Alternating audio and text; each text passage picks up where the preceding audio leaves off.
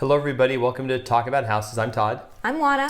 So today we're gonna talk about getting ready for the appraisal. Yes.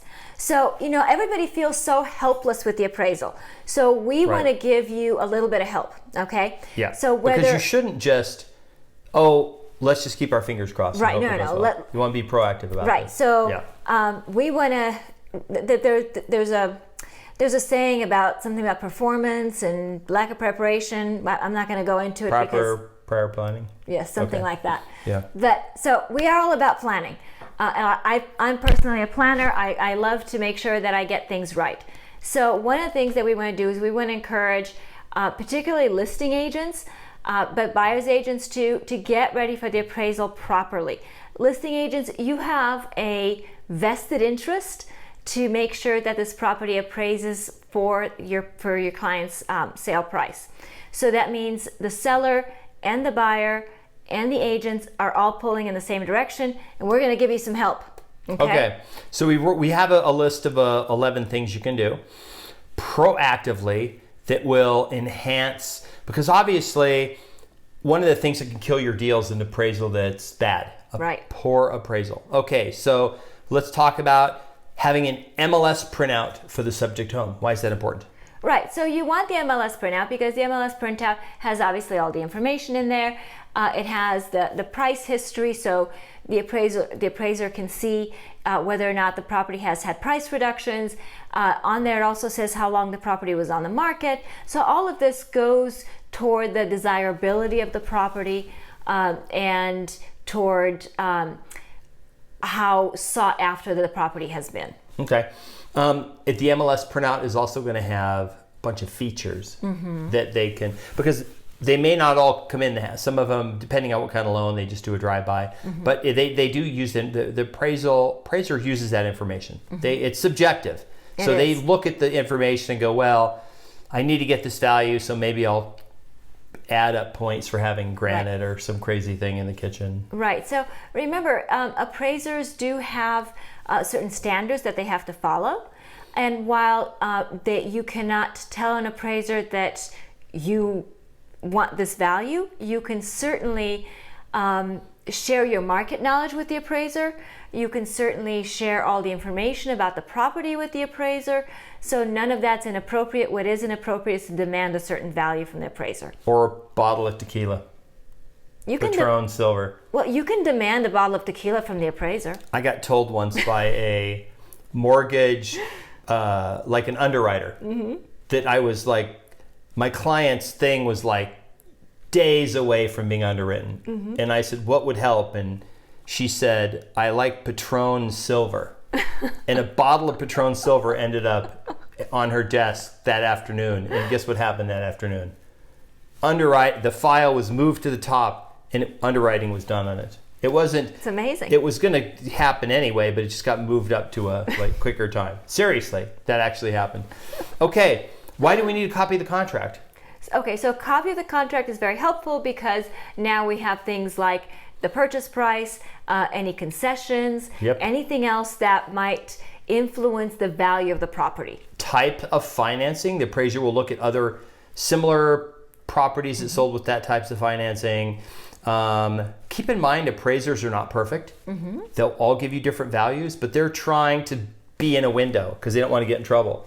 So they're trying to see that what they're trying to do is give a value that later on, if there's scrutiny, because some fraud happened, that they go, hey, what happened here? They can go, hey, look what I did. All within standards. I looked at this, I saw this, it was all, I'm good, right? Right. So, They want to be able to have their appraisal be well documented and defensible.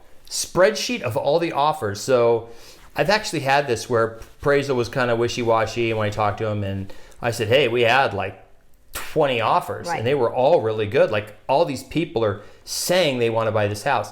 So you have a spreadsheet of offers you give to the Right. So particularly if you're a listing agent, you'll have a spreadsheet of all the offers anyway in order to be able to better present the offers to your client, so it makes it easier for your client to compare and contrast the offers. So share that with the appraiser so that the appraiser can see that, look, there are all these buyers that were willing to pay all this money for the property. So that gives them a better sense of how desirable the property is, how hot the market is, and it helps them come up with a value that hopefully better supports your contract price. For older homes that have been rehabbed, a list of all of the upgrades you've done, when you did them, and how much money it cost. Absolutely. And you know that the sellers have all those because sellers love keeping all those things.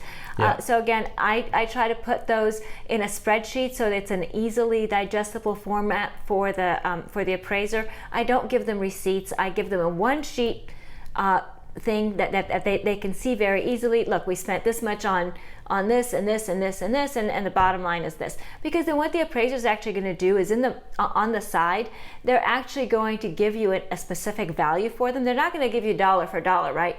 But they will say, well, for example, you spent $10,000 in the kitchen. Well, I'll give you $5,000 for it, and so on. So it'll make it a lot easier for them to come up with values to add to your house value. And so all of that again goes toward documenting how they came up with their value. I'm going to tell a story now. Okay. It's story time. It's halftime, and we're going to come at it with this the halftime show. Okay. Okay. This is my favorite appraiser story. Okay. Had a listing a long time ago. The clients were very specific that they wanted to do an appraisal before they put it on the market. Okay. I let them do it. They were very proud of their full city view, like a completely unobstructed view of the city. The house was just on the other side. If you're familiar with Las Vegas, on the west side of town, and it overlooked, it was right off of the Western Beltway. It was literally, looked out of the entire city, Palo Verde High School, and it just had a clear view of the whole city. Of course, it had the freeway right behind it, but it had a completely unobstructed view of the city. And those lots, when the homes were sold, those lots had a pretty big premium because they're two-story houses. So from downstairs, you couldn't see anything, but once you got upstairs, you had this amazing view of the city. It was really nice, right? And the appraiser on the appraisal gave them zero credit, nothing for the view. They didn't give them any view credit. There's a little, like it says views, it's $0, right? And then you know what? There was a negative $5,000. Noisy road behind house, and they were livid. And what was funny though is the price was still way above what I thought the house was worth. I was like, hey, the appraisal, just forget it. The house not worth. We're not going to get that. Like, that's nice you have that, but you're not going to get that in the next person's. And they didn't get it. I was right. I was within about $5,000 of the sale price. Anyway, that's the story. So it's subjective. Yes. So they were proud of the view, and you just know that there was a neighbor somewhere who sold their house that got like $20,000 added on for the view, because people across the street, like on the other side of the road, don't have any view. They don't have anything. Right. They just see houses. They're like in a regular neighborhood. Okay. Back to work. Back to work. MLS printouts of sales that you want the appraiser to use as comparables. Right. So those are really important. Just as the MLS printout of the subject property is important because it has things like days on the market, the price, and the features. Same thing with the comparables. The comparables will have the same thing. They'll have what they were listed for, what they sold for, how long it took to sell them, and all of their features as well. If there's anything in particular, for example, if I have visited any of the comparables, I might make notes on there and say, hey, I went to this house and this is what made this house comparable to this house, and whether it was inferior or superior to the subject property, and what made it so. Okay, this is going to be a tricky one. A tricky one. A list of MLS pending sales with the price that the buyer and seller have agreed to. Right. This is going to take some gifts to agents yes. or something. So, look, depending on the agent, they might help you out. So, for example, if we have a house and it's going to close escrow in 2 days, everything's all done, and somebody calls me and says, hey, I'm trying to get an appraisal value for my listing. Happens all the time. Or for my buyer, and I see that you guys are closing in a couple days. What did you guys sell for? In that case, providing that it's okay with my client, then I'll tell them, hey, we got this much money for the house. And most of the time it's not a problem. And the idea is that this is helping everybody out. It's helping out the people that are buying the house, it's helping out the people that are selling the house, and it doesn't harm the people in my transaction anyway, and I've gotten permission to release that information. Okay. The next one are the list of listings that are similar. However, the listing, whatever they're listed at, is not controlling it all for value. But there are some appraisers who have used that information as there is some adjustment they can make to sale prices based on if listing prices are well above sale prices. Right.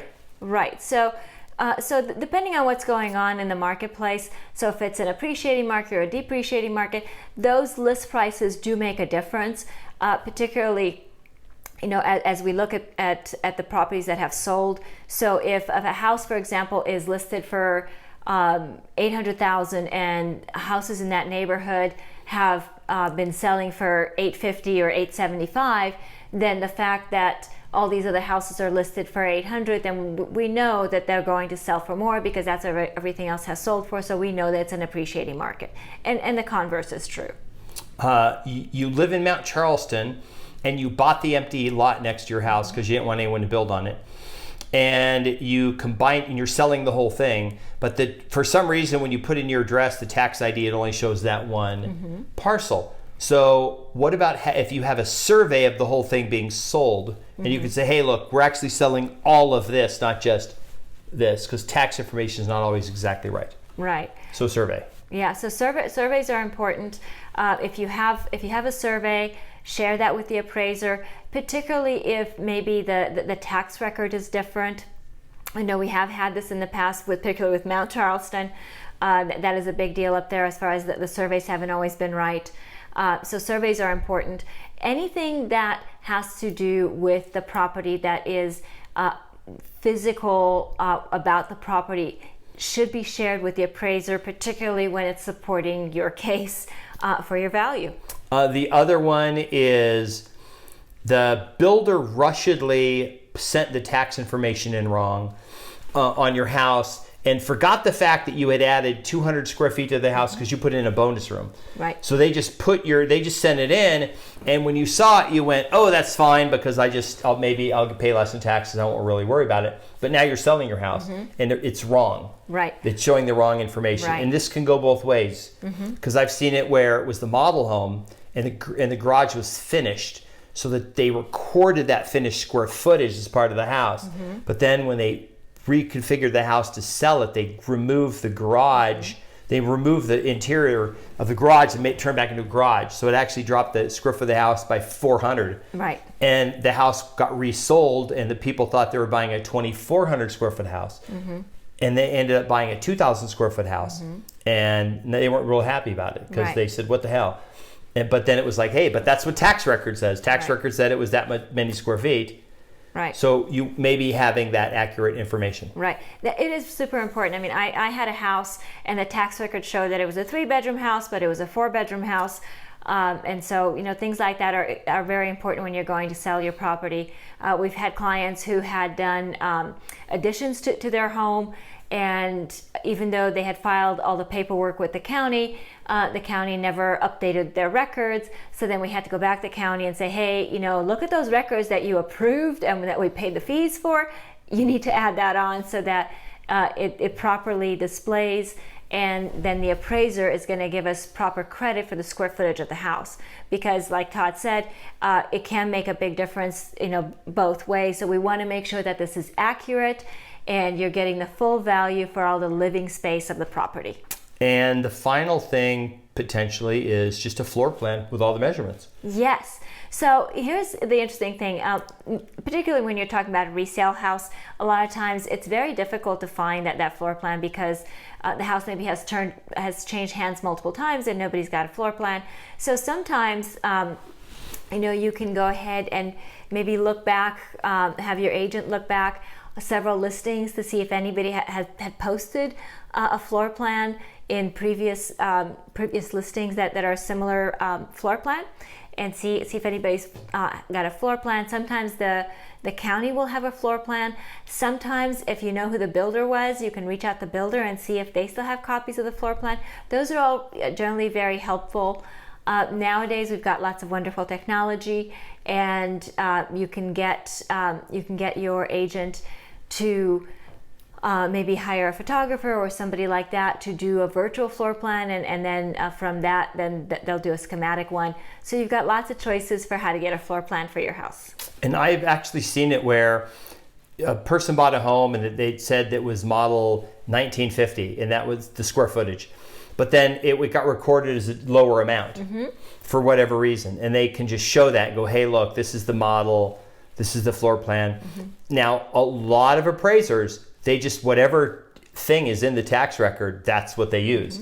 Because they don't want to try to measure your house and did the builder count the stairs, the square footage, or what about the closet under the stairs? Is that usable? Right. Like, they just don't want to do it. So they just grab the tax record information. Right. And we all know that tax records, for all the reasons Wanda said, can be inaccurate. Right. So in conclusion, we want to remind you, whether you're the listing agent or the buyer's agent, whether you're the seller or the buyer, the more complete of a package that you can put together for the appraiser, the better off everyone is, because a complete package makes it more likely that you'll get a more accurate value for the house, and generally speaking, an accurate value for the house is probably closer to your purchase price, which is what you want, because you want the house to appraise for an accurate amount, because hopefully that coincides with your contract price, and it makes your financing go easier. And if you're an appraiser watching this video and there was something in it you didn't like, please don't take it out on us when you're appraising our listing that's about to be sold. Okay. Right. And if you have suggestions for more helpful ways to help appraisers come up with their accurate report, please leave us comments. We'd love to know, because we're always willing to learn. In the meantime, please like our video, subscribe, hit the notification bell, share it with your friends, and we'll see you on the next video. Bye. Bye.